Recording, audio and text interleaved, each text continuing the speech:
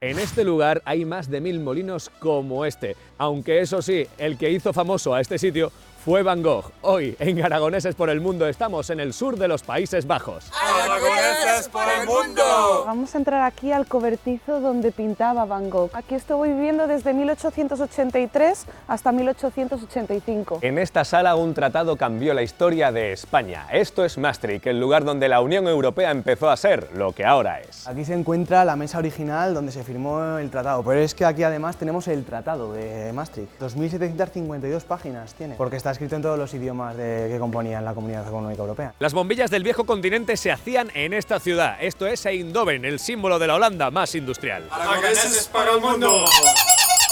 Las zanahorias son naranjas por culpa de Holanda, que es justamente el color del país. La zanahoria real, original, era de este color. La última victoria en la Guerra de los 80 años ocurrió en esta ciudad y Velázquez la hizo inmortal. Caemos rendidos ante Breda. Que en Breda se empieza a celebrar el carnaval antes de las Navidades. Ya puedes encontrarte gente disfrazada hasta la Cuaresma.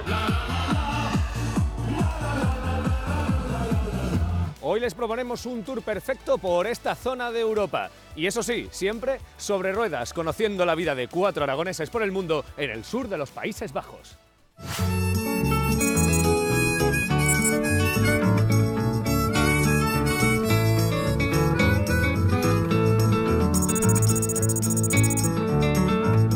Ze zaten samen op de bank in het grote stadsplantsoen.